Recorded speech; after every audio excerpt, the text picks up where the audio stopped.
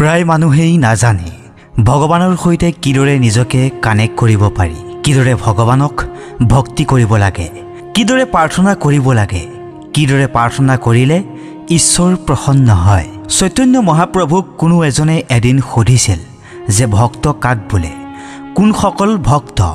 তেতিয়া চৈতন্য মহাপ্ৰভুৱে ক'লে, 3 প্ৰকাৰৰ ভক্ত আছে। যি জীৱনত এবাৰ হ'লেও ভগৱানৰ নাম লৈছে তেওঁ ভক্ত, যি সদায় ভগৱানৰ প্ৰাৰ্থনা কৰে তেওঁ ভক্ত, কিন্তু যি সদায় ভগৱানৰ অনুভৱত ডুবি থাকে সেইজন ভক্ত সকলোতকৈ শ্ৰেষ্ঠ ভক্ত। আপুনি লাগিলে গোটেই দিনটো জপ নকৰক, গোটেই দিনটো ধ্যান নকৰক, 5 ঘণ্টা 2 ঘণ্টা 1 ঘণ্টা নহয়, মাত্ৰ 5 মিনিট কৰক। ৰাতি যেতিয়া আপুনি শুবলৈ ল'ব মাত্ৰ 5 মিনিটৰ বাবে হৃদয়ৰ পৰা পৰমাত্মাক অনুভৱ কৰক, প্ৰাৰ্থনা কৰক। হে ঈশ্বৰ, তোমাক শতকোটি প্ৰণাম। তুমি মোৰ জীৱনত যিখিনি দিছা এই সকলোবোৰৰ বাবে তোমাক বহুত বহুত ধন্যবাদ জনাইছোঁ। আৰু যেতিয়া পুৱা বিচনাৰ পৰা উঠিব তেতিয়া মাত্ৰ 5 মিনিটৰ বাবে ভগৱানক মনৰ পৰা ধন্যবাদ দিয়ক যে তুমি মোৰ জীৱনত পুনৰ এটি নতুন দিন উপহাৰ দিলা, মোক পুনৰ তুমি সুযোগ দিলা যাতে মই কিবা এটা কৰিব পাৰোঁ জীৱনত। কিমান ভুল হয় আমাৰ জীৱনত, মই প্ৰতিটো দিনেই ভুল কৰোঁ, অপৰাধ কৰোঁ, তথাপিও তুমি মোক বুকুত সুমুৱাই ৰখা। প্ৰতিটো দিন ব্যস্ত থাকোঁ, তোমাৰ নাম ল'বলৈও পাহৰি থাকোঁ, কিন্তু তুমি মোক প্ৰতি মুহূৰ্ততে সাহস দিয়া, সহায় কৰা, শক্তি দিয়া, প্ৰেৰণা যোগোৱা। হৃদয়ৰ পৰা 5 মিনিটৰ বাবে এনে প্ৰাৰ্থনাই আপোনাৰ মনটোক এক নতুন শক্তিৰে ভৰাই তুলিব। আপোনাৰ ভিতৰত জিকিবলৈ এক শক্তি আহি যাব। নিজৰ সৈতে যুঁজিবলৈ আপুনি অদম্য সাহস পাব। আপোনাৰ চাৰিওফালে ইতিবাচক বাতাবৰণ তৈয়াৰ হ'ব। এদিন নাৰদে ভগৱানক সুধিছিল, আপোনাৰ আটাইতকৈ প্ৰিয় ভক্ত কোনজন? আপোনাৰ সকলোতকৈ ডাঙৰ ভক্ত কোনজন? নাৰদে ভাবিছিল যে মই সদায় নাৰায়ণ নাৰায়ণ কৰি থাকোঁ, মোতকৈ আৰু ডাঙৰ ভক্ত কোননো হ'ব পাৰে? ভগৱানে নাৰদক উত্তৰ দিলে, এজন কৃষক পৃথিৱীত বাস কৰে, তেওঁ মোৰ আটাইতকৈ প্ৰিয় আৰু ডাঙৰ ভক্ত। ভগৱানৰ কথা শুনি নাৰদ আচৰিত হৈ ভাবিলে, মোতকৈও ডাঙৰ এইজন কোন হ'ব পাৰে? তেওঁ ভগৱানৰ সেই প্ৰিয় ভক্তজনক লগ কৰাৰ কথা ভাবিলে আৰু তেওঁক লগ কৰিবলৈ গ'ল। নাৰদে গৈ সেই কৃষকজনৰ দৈনন্দিন কৰ্মসূচী দেখা পালে। পুৱা তেওঁ এডাল মালা ভগৱানৰ নামত জপ কৰে আৰু নিজৰ খেতিৰ কামত লাগে, পথাৰলৈ যায়। খেতিৰ পৰা ঘৰলৈ আহি ৰাতি শুবৰ সময়ত তেওঁ ভগৱানৰ নামত আকৌ এডাল মালা জপ কৰে, কিন্তু দিনৰ বাকী সময়খিনিত তেওঁ ভগৱানৰ নামো নলয়, নিয়াৰিকৈ নিজৰ জীৱন চলাই নিয়ে। নিজৰ পিতৃ মাতৃক শুশ্ৰূষা কৰে, নিজৰ পত্নী সন্তানৰ লালন পালনত লাগি থাকে। বাকী সময়খিনিত তেওঁ কেতিয়াও কাৰো মনত আঘাত নিদিয়ে, কোনেও দুখ পোৱা কথা নকয়। কৃষকজনৰ দৈনিক কাম কাজ দেখি নাৰদ হতবাক হ'ল। নাৰদে ভাবিলে, এইজন কেনেকৈ সকলোতকৈ ডাঙৰ ভক্ত হ'ব পাৰে? নাৰদ তাৰপিছত ভগৱানৰ কাষলৈ গ'ল আৰু তেওঁ যি দেখা পালে সকলো কথা ভগৱানক বিৱৰি ক'লে। তেওঁতো মাত্ৰ এডাল মালা জপ কৰে আৰু গোটেই দিন খেতিৰ কামতে লাগি থাকে। তেওঁ আপোনাৰ সকলোতকৈ ডাঙৰ ভক্ত কেনেকৈ হ'ব পাৰে প্ৰভু? ভগৱানে নাৰদক ক'লে, লাগিলে তেওঁ এডাল মালাই জপ নকৰক কিয়, কিন্তু তেওঁ জপ কৰাৰ সময়ত এটা ক্ষণৰ বাবে হ'লেও পৃথিৱীৰ কোনো কথা মনলৈ নানে। তেওঁ একান্ত চিতে কেৱল মোকেই অনুভৱ কৰে, একো কথাই নাভাবে। তেওঁ নিষ্ঠাসহ নিজৰ কৰ্তব্য পালন কৰে। যদি আমিও মাত্ৰ 5 মিনিটৰ বাবে, মাত্ৰ 5 মিনিট ভগৱানৰ নাম হৃদয়ৰ পৰা লওঁ, তেনেহ'লে সেই 5 মিনিটৰ প্ৰাৰ্থনাৰ প্ৰভাৱ গোটেই দিন আমাৰ ওপৰত পৰি থাকিব অৱশ্যেই। কিন্তু মনত ৰাখিব, সেই 5 মিনিটত 1 ছেকেণ্ডৰ বাবেও পৃথিৱীৰ কোনো কথাই মনলৈ নানিব, পৃথিৱীৰ ফালে ধ্যান নিদিব।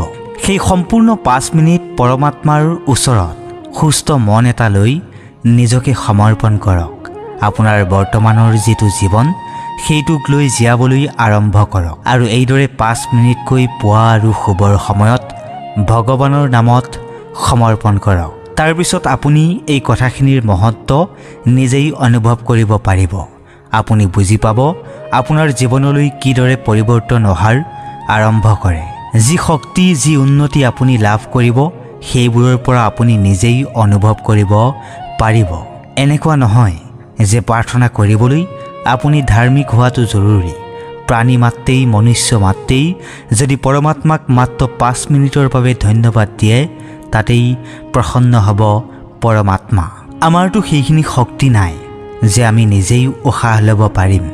ভগৱানৰ ইচ্ছা অবিহনে সকলো পৰমাত্মাৰে ইচ্ছা। আমাৰ শক্তি নাই যে পৃথিৱীত ভগৱানৰ অনুগ্ৰহৰ অবিহনে আমি খোৱাৰ আহাৰখিনিও যোগাৰ কৰিব পাৰিম। আমি কেৱল বীজ সিঁচো, কিন্তু সেই বীজ ফলে ফুলে জাতিষ্কাৰ হয় পৰমাত্মাৰ শক্তিৰে। আমাৰ জীৱনো এইদৰেই ফলে ফুলে জাতিষ্কাৰ হ'ব যদি তাত প্ৰাৰ্থনাৰ বীজ আমি ৰোপণ কৰিব পাৰোঁ। এবাৰ এখন গাঁৱলৈ 3জন সাধু পুৰুষৰ আগমন ঘটিল। গাঁওখনত থাকি তেওঁলোক তিনিওৱে ঈশ্বৰক সদায় প্ৰাৰ্থনা কৰিবলৈ আৰম্ভ কৰিলে। তেওঁলোকৰ ভাৱনা, তেওঁলোকৰ প্ৰাৰ্থনাৰ প্ৰভাৱ এদিন এনেকৈ পৰিল যে গোটেই গাঁৱৰ মানুহৰ তেওঁলোকৰ কাষলৈ সোঁত ববলৈ ধৰিলে। সকলোৱে তেওঁলোকৰ ওচৰলৈ আহিবলৈ ল'লে। সেই গাঁওখনৰ যিজন মুখিয়াল আছিল, তেওঁ আচৰিত হ'ল। কোন এই সাধু যাৰ বাবে ইমান ভিৰ লাগিছে? মুখিয়ালজনে সাধুকেইজনক লগ কৰিবলৈ গ'ল। তেওঁ ভাবিছিল যে বহুতো ডাঙৰ জ্ঞানী পুৰুষ হ'ব চাগে। তেওঁ আহি দেখিলে যে তেওঁলোকতো বহুতো সহজ সৰল সাধাৰণ মানুহ আছিল, বেছি পঢ়া শুনা থকাও নহয়। সাধু 3জনক মুখিয়ালজনে সুধিলে, আপোনালোকে কি প্ৰাৰ্থনা কৰে? তেতিয়া সাধুকেইজনে ক'লে, আমাৰ বেছি পঢ়া শুনা নাই, আমি ইমান কথা বুজি নাপাওঁ। আমি মাত্ৰ ভগৱানক এটা কথাই কওঁ যে ভগৱান, আমিও 3, আপুনিও 3। 3 শক্তিৰ ৰূপত আমি পৰমাত্মাক বিশ্বাস কৰোঁ। এজন সৃষ্টিকৰ্তা, এজন পালনকৰ্তা, এজন সংহাৰকৰ্তা, পৰমাত্মাৰ 3টা শক্তি। সেইবাবে আমিও প্ৰাৰ্থনা কৰোঁ যে আমিও 3জন, আপুনিও 3জন, গতিকে আমাৰ কল্যাণ কৰা প্ৰভু। তেতিয়া সেই মুখিয়ালজনে ভাবিলে, এইটো কেনেকুৱা প্ৰাৰ্থনা? কি ক'ব বিচাৰিছে এই সাধুকেইজনে? আমিও 3, তুমিও 3, আমাৰ কল্যাণ কৰা, এইটো কি প্ৰাৰ্থনা? সেই মুখিয়ালজনে তেওঁলোকৰ বিধিত থকা সকলো প্ৰাৰ্থনা সাধুকেইজনক শিকালে। এবাৰ শিকালে, সাধুকেইজনে বুজি নাপালে। দ্বিতীয়বাৰ শিকালে, তেতিয়াও তেওঁলোকে বুজি নাপালে। তৃতীয়বাৰ শিকাওঁতে তেওঁলোকে অলপ অলপ বুজি পালে। এইদৰে বহু সময় শিকোৱাৰ পিছত তেওঁ ভাবিলে যে সাধুকেইজনে এতিয়া প্ৰাৰ্থনাটো শিকিলে। নদী পাৰ হৈ তেওঁ সাধুকেইজনক লগ কৰিছিলেহি আৰু প্ৰাৰ্থনাটো শিকাই যেতিয়া নাৱত উঠি নদী পাৰ হ'বলৈ লৈছিল, নাৱৰে অলপ দূৰ যোৱাৰ পিছত তেওঁ দেখিলে যে সেই সাধুকেইজনে সাঁতুৰি সাঁতুৰি নদীখন পাৰ হোৱাৰ চেষ্টা কৰিছে। সাঁতুৰি সাঁতুৰি গৈ সাধুকেইজনে মুখিয়ালজনৰ কাষ পালেগৈ আৰু তেওঁলোকে মুখিয়ালজনক ক'লে, ধন্যবাদ আপোনাক, আপুনি আমাক যে প্ৰাৰ্থনাটো শিকালে তাৰ বাবে বহুতো বহুতো ধন্যবাদ।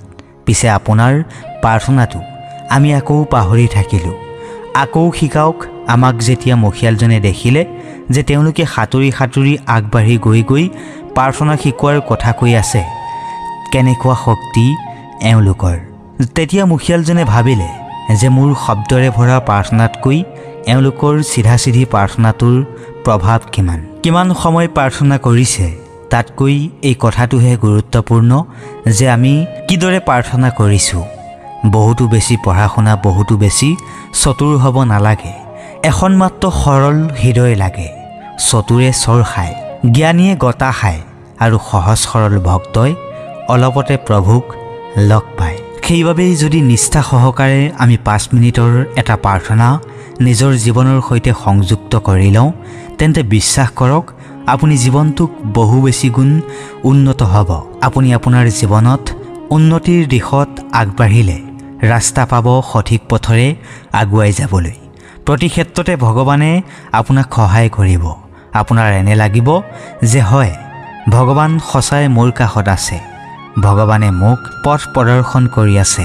আপুনি এনে অনুভৱ লাভ কৰিব মাত্ৰ আপুনি 5 মিনিটৰ প্ৰাৰ্থনাটোত বিশ্বাস জীয়াই ৰাখিব লাগিব নিষ্ঠা বজাই ৰাখিব লাগিব যদি আপুনি সকলো সময়তে চিন্তা কৰে তেন্তে আপুনি এতিয়াও প্ৰাৰ্থনাটো শিকা নাই প্ৰাৰ্থনা কৰিব জনা নাই যদি প্ৰাৰ্থনাটোৰ ওপৰত বিশ্বাস আছে যদি হৃদয়ৰ পৰা প্ৰাৰ্থনা কৰিছে তেন্তে চিন্তা কিহৰ ভগৱানক এৰি দিয়ক আপোনাৰ কাম প্ৰাৰ্থনা কৰা ভগৱানে এদিন অৰ্জুনক কৈছিল যদি তুমি সঁচা মনেৰে মোৰ সৈতে সংযুক্ত হোৱা তেন্তে তোমাৰ সকলো চিন্তা মই কৰিম যদি আমি 5 মিনিট মাত্ৰ সৰল মনেৰে সঁচা হৃদয়েৰে ভগৱানক স্মৰণ কৰোঁ তেন্তে এই 5 মিনিটে আমাৰ জীৱনত চমৎকাৰ কৰি দিব পাৰে আপুনি বিশ্বাস ৰাখক